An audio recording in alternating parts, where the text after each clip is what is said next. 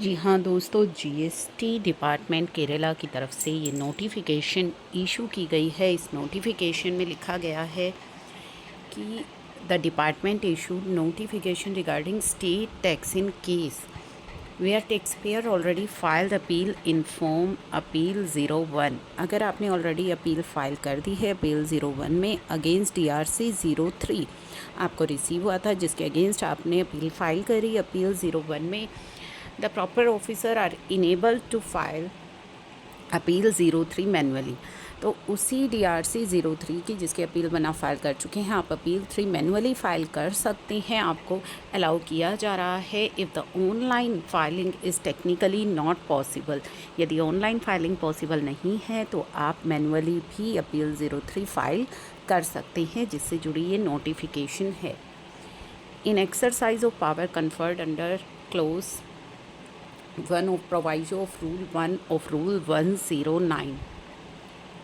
Commissioner of State Tax notified that in case where appeal under subsection 1 of Section 107 of Kerala State Goods and Tax has already filed in Appeal 01, अगर already file हो चुकी है, an appeal under subsection 2 of Section 107 against the same order shall be filed manually in GST appeal 03 subject to the condition जो specify की गई है rule 109 के अंदर। तो ये नोटिफिकेशन जो है वो निकाली गई है अपील के लिए कि आप उसे मैनुअली भी फाइल कर सकते हैं।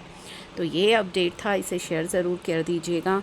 इसके अलावा ITR फाइलिंग हो चुकी है 31 जुलाई। नॉन ऑडिट केसेस की ITR फाइलिंग की ड्यू डेट थी, लेकिन कुछ टैक्स पेयर्स का रिफ़ंड अभी पेंडिंग है और बार बार क्वेरीज हैं कि रिफ़ंड जो है वो कब तक आएगा। तो उससे जुड़े अपडेट्स भी हम आपके साथ रेगुलर शेयर कर रहे हैं। ITR अगर आपने फ़ाइल कर दी थी तो मेक श्योर कि आप चेक कर लें कि ITR ई-वेरीफाई हुई है या नहीं हुई है। काफ़ी सारे मोड्स हैं जिनके द्वारा अपनी ITR को ई-वेरीफाई कर सकते हैं, या फिर आप CPC बेंगलुरु भी उसे सेंड कर सकते हैं। ITR ई-वेरीफिकेशन का जो टाइम है वो 30 डेज़ का रहता है। 30 डेज़ के बाद भी आप ITR फाइल कर सकते हैं, यानी कि जिस दिन आपने ITR फाइल करी है उसके 30 दिन के अंदर अंदर आपको ई-वेरीफाई करना है।